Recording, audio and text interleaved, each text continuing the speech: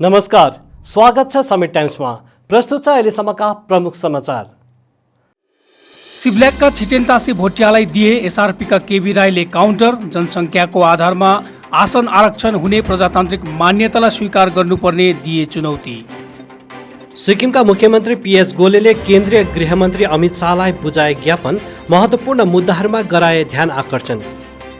SKM सरकारले कानुनको राजलाई झुटको राजमा परिणत गरेको पूर्व मुख्यमन्त्री पवन चामलिङको आरोप। एसकेएम सरकारसँग सिद्धान्त र नैतिकता दुवै नभएको गरी टिप्पणी। अनि राजनीतिक शक्तिकै रापतापमा फेक सिओआईको क्रियाकलाप मौलिरहेको सिक्किम सुरक्षा समितिको आशंका। फेक सिओआईका दोषीहरूलाई कानुनी कारबाहीभित्र ल्याउनुपर्ने समितिको माग। अब समाचार विस्तारमा। अल्पसंख्यक भोटिया लेप्चा समुदायका पक्षधर छितेन टाँसी भोटिया र बहुसंख्यक नेपाली तथा गोर्खा समुदायका पक्षधर केबी राई एकपल्ट फेरि मुखामुख भएका छन्। आआफ्नो समुदायको हक, अधिकार र सुरक्षालाई लिएर यी दुई बीचको वाकयुद्ध लामो समयदेखि चल्दै आएको छ। अहिले आएर representation of Sikkim subject act 1974 लाई केन्द्र गरेर भोटिया र राई बीच बयानबाजी सुरु भएको छ। 2 दिन अघि एउटा पत्रकार सम्मेलनमा लिम्बू तामाङलाई विधानसभामा आसन आरक्षणको सम्बन्धमा बोल्दै सिक्किम भोटिया लेप्चा एपेक्स कमिटीका संयोजक तथा नवगठित सिक्किमे नागरिक समाजका मुख्य संरक्षक छितेन टाँसी भोटियाले representation of Sikkim subject act 1974 को वकालती गरेका थिए।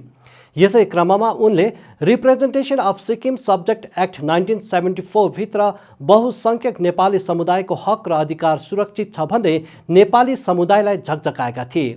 जवाफमा आज एउटा पत्रकार सम्मेलनमा सिक्किम रिपब्लिकन पार्टीका अध्यक्ष केबी राईले बहुसंख्यक समुदाय representation of Sikkim subject act 1974 लाई मान्न तयार रहेको बताउँदै छितेन टाँसी भोटियालाई जनसङ्ख्याको आधारमा विधानसभामा आसन आरक्षण हुने प्रजातान्त्रिक मान्यतालाई स्वीकार गर्ने चुनौती दिएका छन्।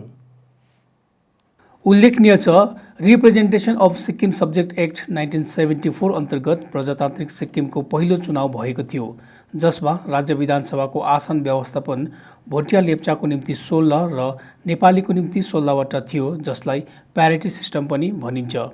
भोटिया लेप्चाको त्यसै 16 सिटभित्र एउटा सङ्घ र नेपालीको 16 सिटभित्र अनुसूचित जातिको एउटा अनि चोङ अथवा लिम्बूको एउटा सिट थियो।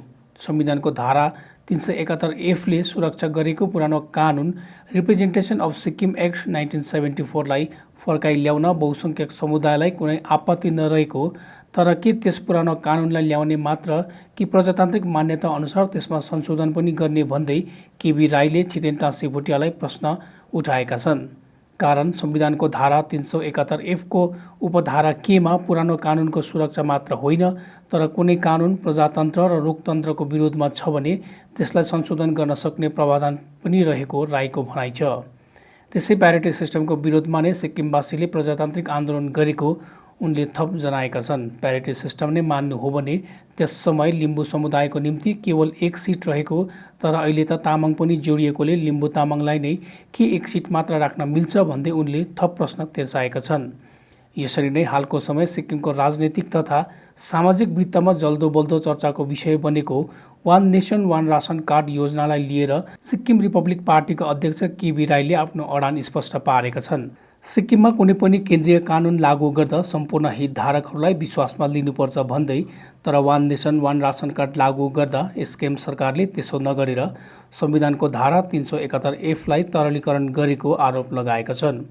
यो योजना लागू गर्दा राज्य सरकारले क्याबिनेट तथा राज्य विधानसभामा चर्चा समेत नगरेकाले या त राज्य सरकार दिल्ली समक्ष केही बोल्न नसक्ने अथवा सरकारले सिक्किमको आत्मसम्मान बेचिरहेको छ भन्ने उनको भनाइ छ।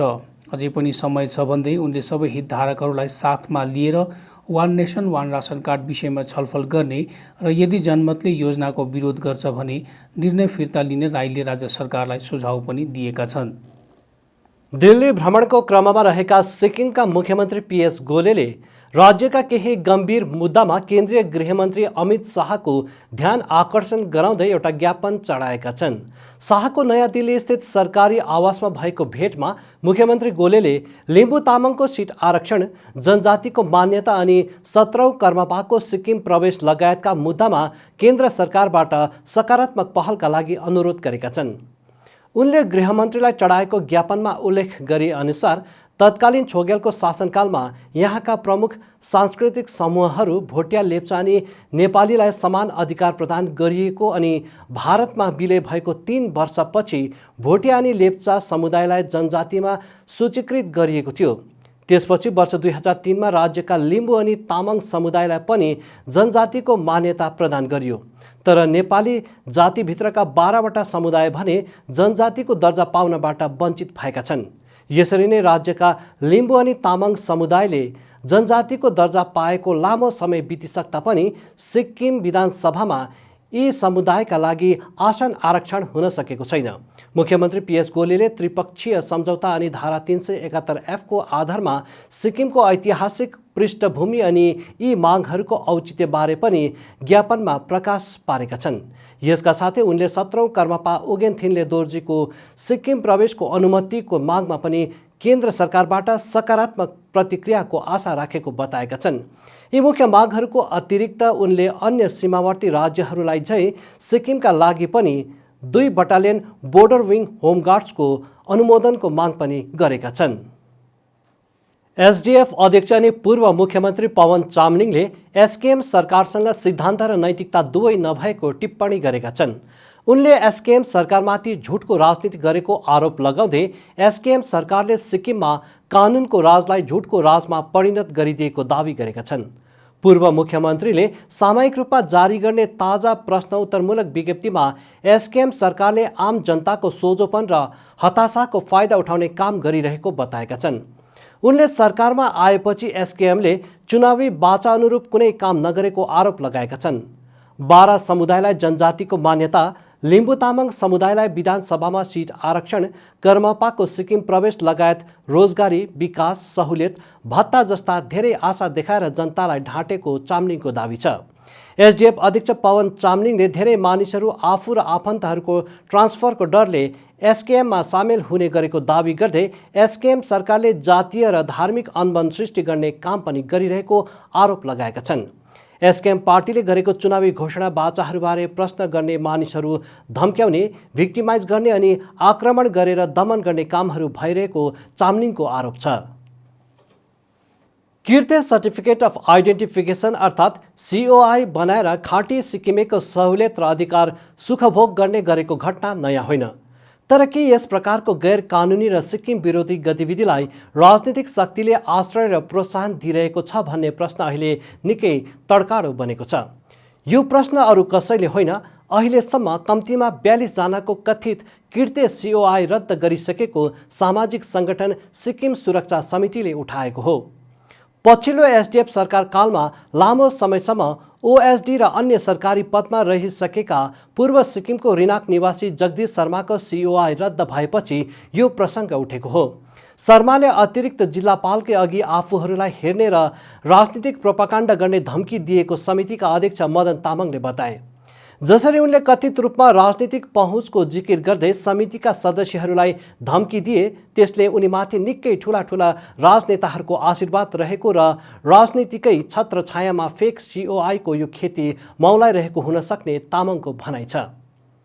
केही समय अघि यसरी नै एकजना सरकारी कर्मचारीको किर्ते COI जिल्ला प्रशासनले रद्द गरेको, तर सरकारले उनी विरुद्ध कुनै कारवाही नगरेर उल्टा पदोन्नति गरेको फेक COI विरुद्ध अभियान चलाइरहेको सिक्किम सुरक्षा समितिको दावी छ।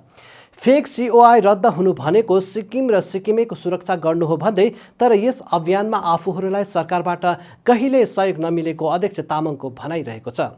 सरकार तथा सत्तारूढ पार्टीबाट त सहयोग मिलेन, विपक्षमा रहेका राजनीतिक पार्टीहरूले समेत सहयोग नगरेको उनले बताए।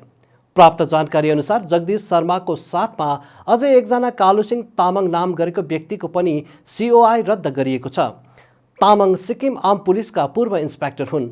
उनले अर्का एकजना कालुसिंह तामाङ नाम गरेका व्यक्तिको COI आफ्नो भनेर प्रयोगमा ल्याएका थिए। किर्ते COI को आडमा उनले लामो समयसम्म विभिन्न सुख सुविधा उपभोग गरेको, तर असली कालुसिंह तामाङ र उनको परिवारले भने विभिन्न समस्या झेलिरहेको सिक्किम सुरक्षा समितिका अध्यक्ष मदन तामाङले बताए। दुखै दुःखमा जीवन बिताएर स्वर्गवास भएका असली कालुसिंह तामाङका 3 छोराछोरीले अहिले आफ्नै बाबुको भागभण्डा पनि नपाउने स्थितिमा रहेको बताउँदै ती नानीहरूलाई सहयोग गर्न सरकार, प्रशासन साथै विभिन्न राजनीतिक पार्टीहरूलाई अपिल गरेका छन्। असली कालुसिंह तामाङका केही सन्तान पनि नक्कली कालुसिंहसित मिलेर नानीहरूको भाग खोज्न लागि परेको उनले आरोप पनि लगाएका छन्। कुनै पनि कृत्य प्रमाणपत्र प्रयोग गरेको प्रमाणित भएको खण्डमा आरोपीको चल अचल सम्पत्ति जफ्त गरिनुपर्ने सर्वोच्च न्यायालयको आदेश साथै सबै सिओआईलाई डिजिटाइजेसन गर्नुपर्ने सिक्किम उच्च न्यायालयको आदेशलाई यथाशीघ्र लागू गरिनुपर्ने सिक्किम सुरक्षा समितिको माग रहेको छ। पश्चिम सिक्किमको देन्ताम उत्तरे सडकमा पर्ने सिङसोर पुल केही समय यता बन्द अवस्थामा रहेको छ। नजिकमा रहेको रुख ढलेर पुलको लट्ठामा क्षति पुगेको कारण वाहनहरूको आउजाउ बन्द गरिएको जानकारी पाइएको छ। अत्याधिक वर्षा र हावाहुरीले रुख ढलेर पुललाई पुर्याएको क्षतिका कारण जोखिम बढेपछि सम्बन्धित विभागले वाहनहरूको चलाचलमा रोक लगाएको हो। विभागले अहिले पुलको दुवैतिर अवरोध लगाएर वाहनको चलाचल निषेध गरेको छ। तर पुलको मास्तिर रहेको पुरानो बाटो भएर देन्ताम उत्तरे जाने यात्रीवाहक अनि निजी वाहनहरूको आउजाउ भने जारी रहेको छ। सिङसोर पुल पश्चिम जिल्लाको पर्यटकीय आकर्षण पनि हो।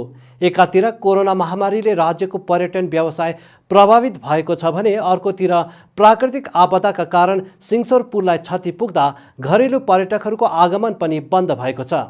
फलस्वरूप ससाना दोकानपाट चलाएर गुजारा गर्ने स्थानीय मानिसहरूलाई आर्थिक मर्का पनि परेको छ।